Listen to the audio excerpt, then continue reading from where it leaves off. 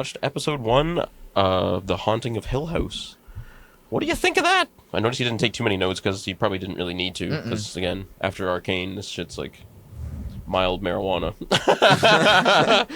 This shit's like vitamin C after marijuana.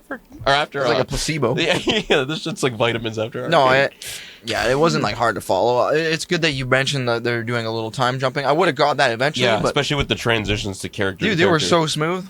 Even like even with the last scene there where you see Luke and Steven and Luke as kids, it transitions to them right as adults. It does that. They did that a lot yeah. While they were driving. Like he flashed back in the car. This was fucked some of them up. Well, fucked them all up a little in some way. But yeah, this guy seems weirdly least skeptical.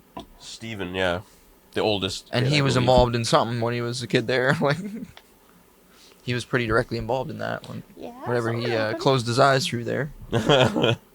His drugs, the sound is really well done. Like, oh yeah, atmosphere. The sound is amazing. Yeah, like when scenes are quiet, like you get that old house sound of just crickets, like subtle little. Like when he's laying in the bed, like listening, you hear crickets and stuff. Like, yeah, the ambience felt very like natural, like and tense. And if there was like some tense music, sometimes it'd be so quiet, like the music. Subtle, yeah. So it was very. I like the music in this a lot. Everything about this show was done so well. Mm-hmm. Yeah, it was very like artful or whatever. Like you said, the transitions. And were we like, really barely even started yet. That's just that's just like the starting. Very like slowest artsy episode probably of them all, really. And but yet, yeah, ramped it up right at the end. Kinda. I mean, well, yes, it very much did. they were, yeah, well, yeah, ramped it up right at the end. Yeah, they left you with what the heck? Okay. So yeah, Steven like never said he never saw really anything, and then right at the end of the episode just saw like some hellish shit. Yeah, his sister, who was dead apparently. Yeah, very important. Fucked up. And weird that the brother was just there too. The other brother. Yeah, stealing. He's like fucking tweaked out, like, from him. Yeah.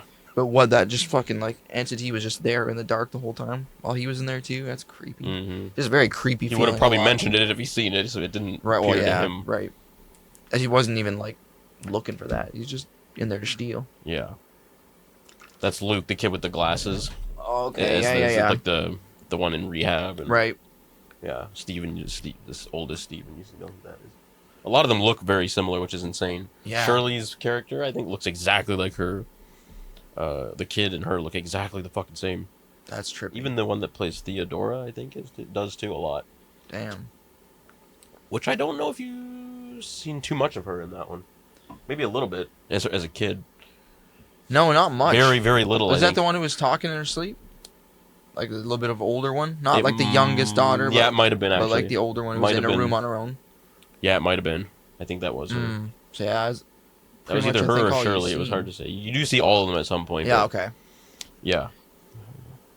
Yeah, it felt like character introduction and obviously like some story is ramping up there as well. Yeah, a little bit of shit. But dude, watching anything after watching Arcane is going to seem so slow, really. It's so different. I don't even compare the two, man. Like, it doesn't bother me like it seems to bother you. Have you watched anything really after since that? Like a show or like anything new? Nothing new, but randomly went and like started watching a couple episodes of Hilda again. I forgot how fucking emotional that show can feel. Oh, I told you about it. Yeah, it's like an animated show on Netflix. Orville Peck randomly had a song in there, and it was voiced the main character by Bella Ramsey or whatever. Oh, okay, yeah, you did tell me about that.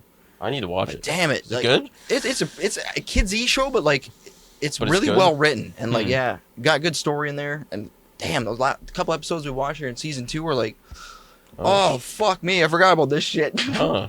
Maybe you can finally show me a show at some point, or something.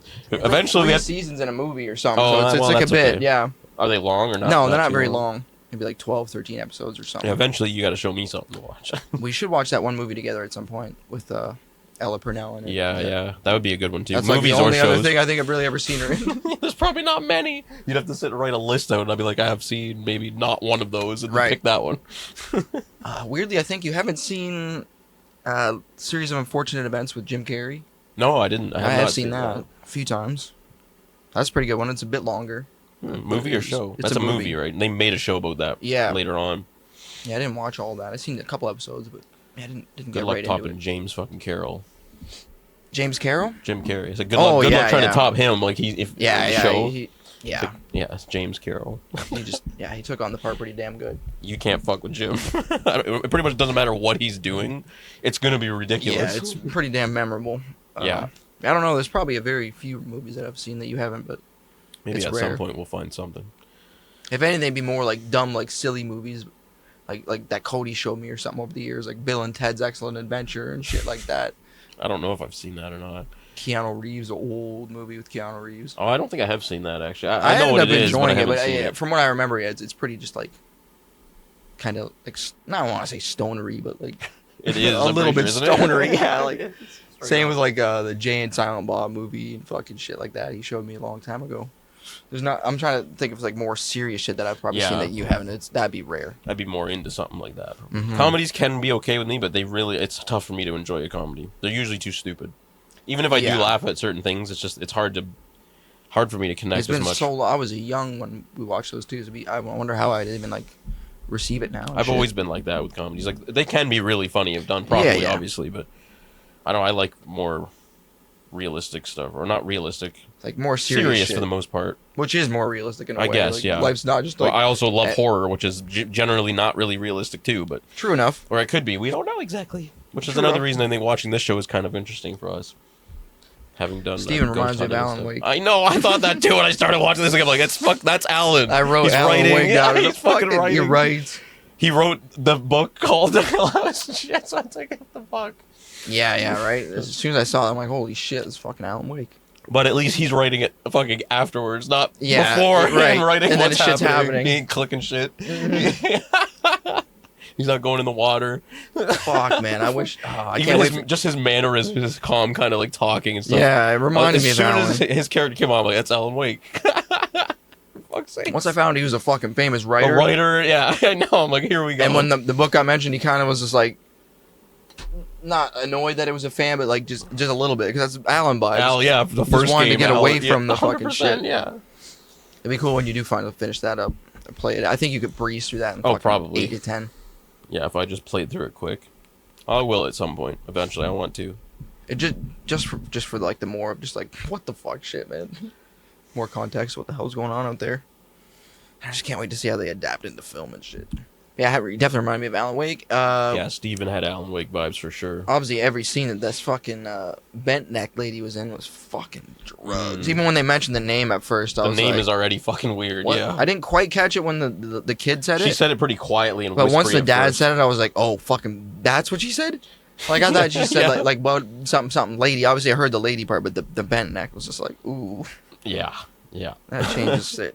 Yeah, that's some and shit. then the fact that it was like haunting the dad's like in his bed and shit, like feeling that hand on him was fucking creepy there. I guess while he was like sleeping. Trippy shit, man. Yeah, and like peering over that kid, like laying on the couch looking straight down. Oh yeah, like floating. Like literally, that's fucked. Oh. They definitely just they even shit where there's nothing happening, they build up that fucking like the tension's tense, always like, there. This show does a very good job at tension and when to actually put scares that are meant to jump. It's not just constant cheese or and the jump scares are very hard to predict in this, where most horror shows and movies you always know right when that tense moment the music builds happens. up and it's always you just know every time. You're like, here comes the cheese. The show doesn't do that. There'll be tons of builds up where you get nothing and stuff like that, or like tense moments where you get nothing. Yeah. And then they'll just get you when you don't fucking expect it. Stupid shit. It's fucking trippy. I mean, obviously, there's a lot to fill in between when they were kids and had that shit happen to where they're adults now and they're like all kind of fucked up. And there was that one scene too where like, whatever the hell that, I'm assuming that was the entity killing the fucking daughter, where they all woke up in the middle of the night. I'm gonna guess that's what that was. It's not a bad guess. Filling that in, but they all responded all over different time zones. Yeah, good catch. And then the dad saying the kid went back to the house. We obviously saw the kid in the house dancing around. She was in the fucking house. Yeah. But we don't know exactly what happened in the house. Yeah. Except for maybe on the throat. Maybe bend that neck real quick. That's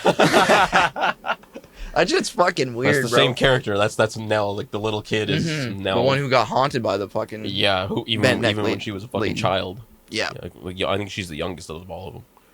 Makes sense that she was the most fucked up then. Got the most like tormented by this. Yeah. Fucking bent neck Clearly shit. not okay. And then don't know what the fuck happened to the mother either that night. Obviously, they just left the house. Yes. That's weird. Makes the dad look sketchy and everything. Like, quite a bit of little things planted for you to think about it. Yeah. For sure. You caught everything very well. At first, I was like, oh, shit. Like, I'm going to be so bad at this. Again, after watching what we just watched... it was pretty easy to rest. I feel like that's the main stuff that's happened here. That's pretty much the main shit that's happening. Yeah, I don't think you missed anything. But dude, it's gonna be hard for me to catch them too. But there is definitely a lot of little hidden fucking things in the background in this. But don't obsess too much because you'll just focus on the main shit. Yeah, it's just they did a lot of that in this, which was very cool. That's good for replay value. Yeah, like if you know it's there later. Hidden crap in it that they would drop in faces or like stupid little things. Very cool in this show. Trippy. I forget how many there are throughout the whole show, but lots. Very trippy. Cool. I don't think I've never seen really much about this. I remember Mom was watching it. I don't even think it's the same thing that... No, so there's Haunting of Hill House, there's Haunting of Bly Manor. This guy has done like 3 or 4 or 5 different shows that are sort of... Really? Even some of the cast is the same. Oh, jeez. Yeah, but it's not the same story or anything like that. Oh, damn. This one's by far the best one. Bly Manor was shit compared to this. He's done a few other ones that are okay, but this one was by far the best. And this was the first one he did. The best one, for sure. That's cool. Yeah, I definitely wouldn't have chose any of the other ones over this one. It's probably, like I said, one of my favorite like horror stories and like show for sure. But there isn't a lot of horror shows either. As far as movies and shows go, this is up there for horror. Just wait for Alan. Control. See if they top that shit, man. I feel like if anything can top like just the ridiculous what the fuck factor, it might be them. You'd be surprised at how much this show will have a little bit of that too. I'm not saying it's like fucking Control because that's stupid to say, but there's I don't compare shit when I'm watching. There's an element of quite a bit of weirdness to this. I feel like when I'm watching something, especially if it's like loud in headphones, like I'm just absorbed in that. I'm not thinking about fucking this is slow, like Arcane was faster or like anything like that. I don't think of that kind of shit. I'm just trying to like figure what the fuck's going on. I'm glad like some people are like that when they watch it. Yeah, I don't feel like I am. I feel that's good. Absorb. That's the way you're supposed to fucking... You're supposed to just dial in. Sometimes I feel like... Headphones help, too. It makes me miss things just by doing that. Like, I fully absorb into just, like, what's happening. I'm not, like, focused enough and, like, sharp and really trying to, like, piece shit together. I like watching it like this. Sometimes I just absorb shit, and then when I'm done, I think about it, which is, like... That's good. It can leave me just, like, what the... As long as it's not, like, dumping crap on you constantly, like Arcane did, where this will do it much fucking slower, obviously, and you'll be able to just... When something happens, you can think about it for a minute before 5 other things get thrown at you, like that fucking show did. Oh, dude, yeah, just that was so hard. It was too much. Every scene was drastically important. You had to take notes, and it was still... And I couldn't do it. It was still a lot. This show will be refreshing and just not having to be, like, obsessed with every word said, almost. Yeah. This one is a little bit more human, like, pace, not crack cocaine. It's easier for me to get like absorbed when you show me something too, because it's always like I said, when I'm watching shit with Jana, it's typically very lighthearted. Like, it's not so like. I'll always be here to bring some kind of shit. And so it's like, well, yeah, when I do go back to something like that, or if I'm like, even when I'm watching X-Files on my own, sometimes it's just like, oh fuck, like just get blown away. Yeah. But I do honestly enjoy like animated stuff and just real like lighthearted shit too, because at the end of the day, like that's pretty refreshing. It is. Like, life could beat you the fucking down so enough. Exactly. Like, everything is so fucked up. It's nice to feel like a little like fucking joy or something like that here and there. Anytime I watch that kind of stuff, I feel the same way. It makes me feel like a kid again, almost like just not give a fuck about anything, and that's extremely important too. Yeah, because everything's fucked. So anything you can do to just chill and relax and. It's nostalgic too. It's got it's got a lot of different like things that are good. I agree. And less bullshit. And it's not obviously going to scare you and all that kind of stuff too. Or this might a little bit, but this one's not. It's the story and stuff's the best part of this show. It's not. It's got horror to it, obviously, but for me, the story and stuff is fantastic and just. It's already intriguing. Yeah, for sure. The transition scene there at the end when that daughter was like basically turning into a ghost, like in front of his eyes. That was fucking trippy. Trippy, very cool. Yeah, just seeing someone turn like. She looked from alive to dead. Almost, it's not basically. Like it cut away and came back and she was fucked up. Like it just went from like normal looking face to like a fucking dead, fucked up entity. Very cool how they did that. That scene was just like, ooh, that was fucked up. And the fact that it was happening to Homeboy, he was like, yeah, I've never seen a ghost. The whole time's been and like, he's looking for ghosts. He's like, there's no fucking ghost. He's actively looking for him. So and of all things, it's his sister. Yeah, that was gnarly. And then, like, talking on the phone with his dad and shit right at the same time. Yeah. The fact that, like, he's like, yeah, like, the kid was, like, Mel was lying. That's her name, right, Mel? Nell. Nell. It's weird. That's right. I called her fucking Mel when I first watched this, too. So I'm like, Nell is very strange. Yeah. But it's Nell, But at first made it sound like, oh, she was lying, blah, blah, blah. Like, she's fine. And it's like, no, she went to the house and she's dead or whatever. Yeah, she ain't fucking fine. She's just standing there. It was like, oh, that's not It's good. so weird how she's just in there as soon as he opens the door. In the dark, too. Like, the fucking pitch black That corner. already says, well, that's not right. Something's wrong here. But that adult character seemed like that, though. Even when she was talking to her dad. Like, she was clearly, like, fucked up. Not okay. Troubled, like, hardcore. So that didn't seem out of character at the time. Like, oh, she's standing in the dark shadows. Like, yep. She just went and ballerina danced around the fucking haunted mansion. Like, she ain't of sound mind. Yeah. Yeah.